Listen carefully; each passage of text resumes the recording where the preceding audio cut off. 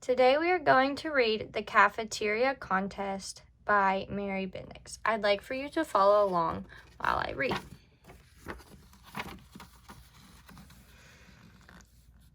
Louisa Hill, the cook at Woodlake School cafeteria, was going to retire. Everyone wanted to do something special for her.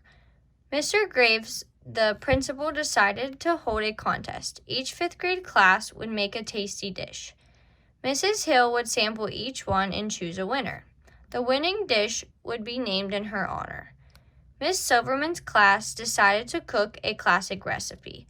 On the day of the contest, they were excited. Their casserole was bubbling away in the oven. Alyssa, Tad, and Quentin watched their casserole cook in the oven. The forgotten cans of tuna. Mrs. Hill will love our dish, said Tad, cleaning off the counter. Wait a second. What's this? He pulled a stack of cans from behind the blender. The cans wobbled and fell, rolling in every direction. Quentin picked up a can. Oh no, it's the tuna. We forgot to put tuna in the tuna noodle casserole. Alyssa looked horrified. Then she started laughing. So, what's cooking? She asked. I haven't got a clue, said Tad, but it smells delicious. Quentin double-checked the ingredients list. We didn't leave out anything else. Let's just forget the tuna and hope it tastes as good as it smells.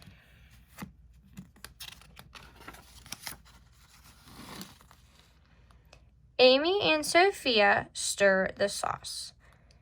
Meanwhile, Mrs. Trang's class was cooking too.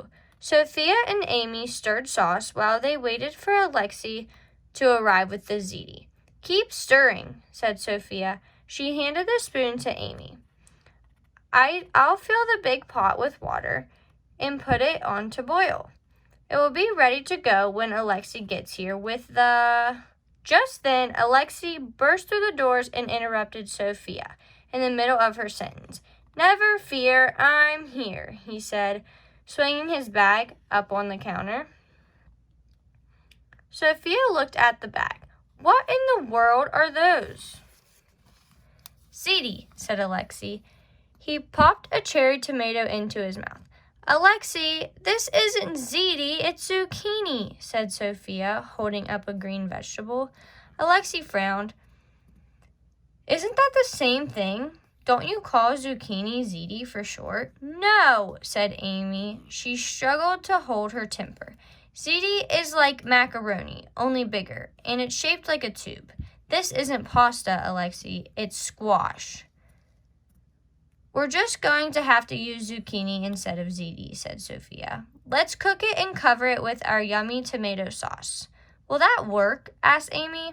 Absolutely, said Sophia. My grandmother substitutes stuff like that all the time. This sauce is good on anything. It will taste great. Zucchini, not ziti.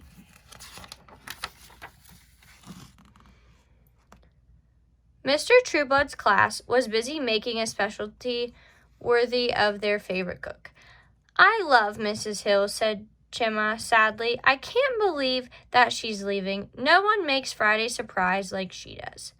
Slow down, said Diego. You've grated enough cheese.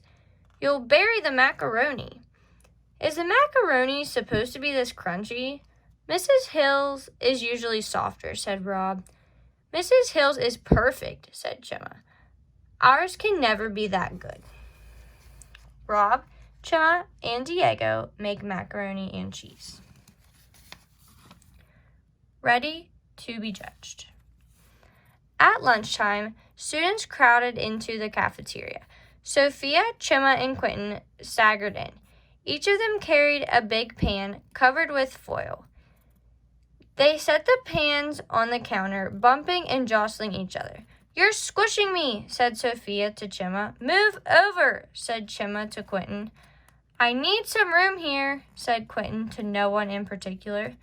Settle down, everyone, said Mrs. Trang. Here comes the guest of honor. Principal Graves brought Mrs. Hill into the cafeteria. Everyone clapped.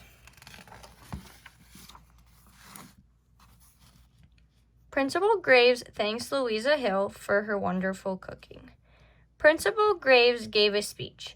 Mrs. Hill, we want to thank you for many years of wonderful food. I personally want to thank you for your chicken noodle soup. I've eaten it every week for 16 years and enjoyed every drop. Louisa Hill beamed. Now it's time for you to judge our contest, said Mr. Graves. The 5th graders have been hard at work developing recipes to honor your years of service. We'd like you to do a taste test. Please try each dish and pick a winner. Mrs. Hill leaned over the first pan. She closed her eyes and took a long sniff. Oh, doesn't this smell fine, she said. She lifted a forkful up to her mouth and nodded as she chewed. A smile spread across her face. The kids watched as she smelled the second dish and lifted a nice big bite up to her lips. She chewed thoughtfully for a minute and then murmured, "Oh, yes, indeed." Time to judge the contest. The kids didn't take their eyes off Mrs. Hill as she tasted the last dish. They thought she would announce a winner right away, but she didn't. She stood for a moment with her fork in midair, and then she tried all 3 dishes again. At last, she set her fork down and dabbed her mouth with a napkin. Well, you children have certainly been creative in making these dishes. For instance, this casserole is very light. Quentin caught Alyssa's eyes. It might be good with a little tuna thrown in. Still, the extra lumpiness could distract from the smooth, creamy sauce. Quentin and Alyssa listened to Mrs. Hill. Mrs. Hill talks about the dish with zucchini. Mrs. Hill pointed to the second pan. This casserole is quite nice too.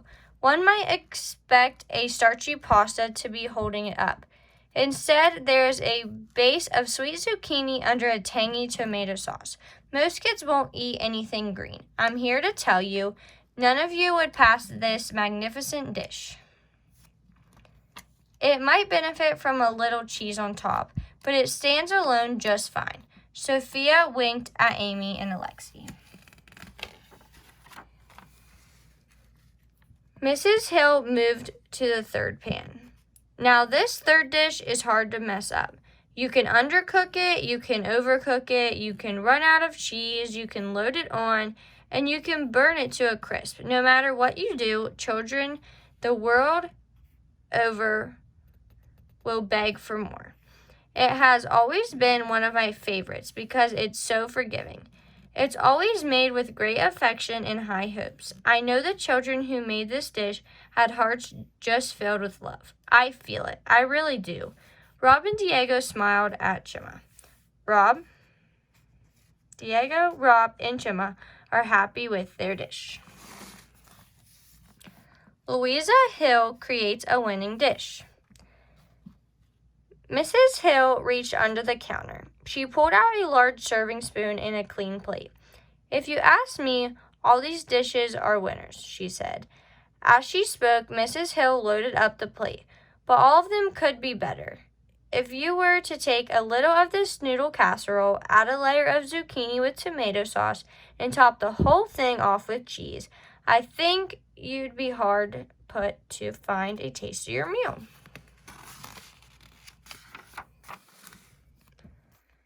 That is how the prize-winning dish was invented. Principal Graves still misses Mrs. Hill's soup, and everyone still misses Mrs. Hill. They remember her every Friday at lunch, though. That's when they get to eat a tasty plate of Mrs. Hill's choice. Menu. Mrs. Hill's choice.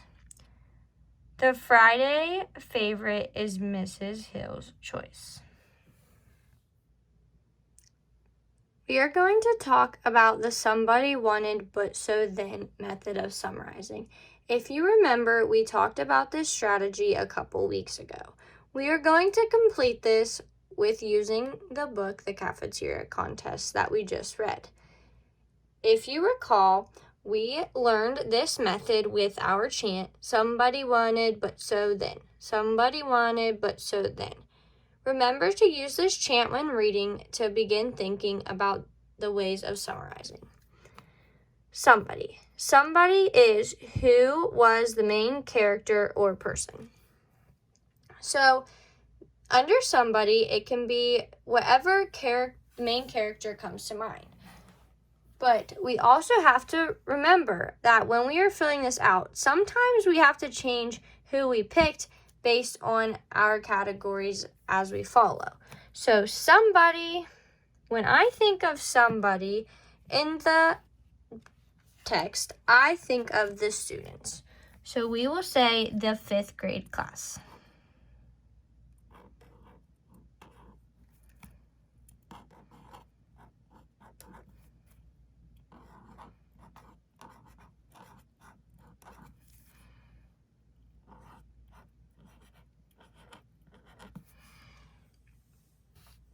Wanted. So what did the 5th grade class want to do?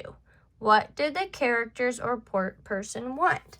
So the 5th grade class in the story wanted to make a special dish for Mrs. Hill.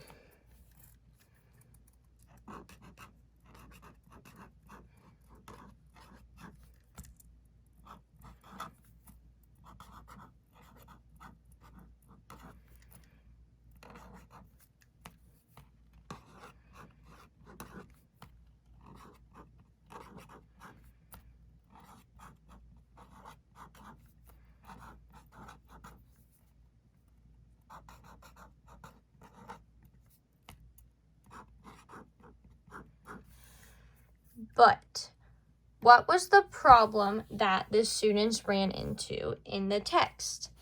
If you recall, the students ran into not having the right ingredients. They forgot the tuna in the first one. They used zucchini instead of ziti for the second one. And in the third one, their noodles were not exactly cooked right. So our problem we ran into was using the right ingredients.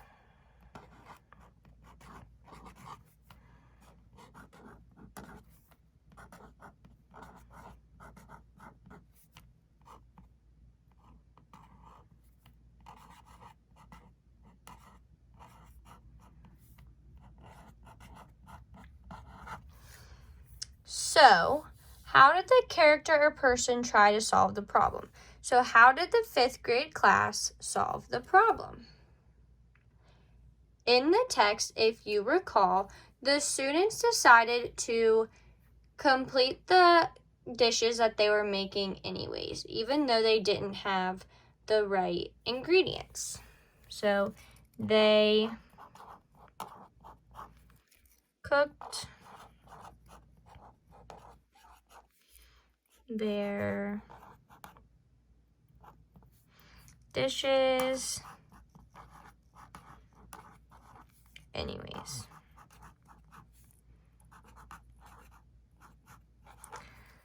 Lastly, then, what was the resolution or outcome? How did the story end? So, how did the story end after the class made their dishes even without having the right ingredients?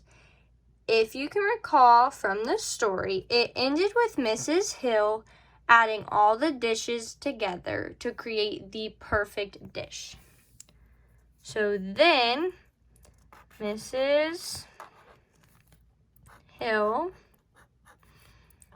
added them all together, creating the perfect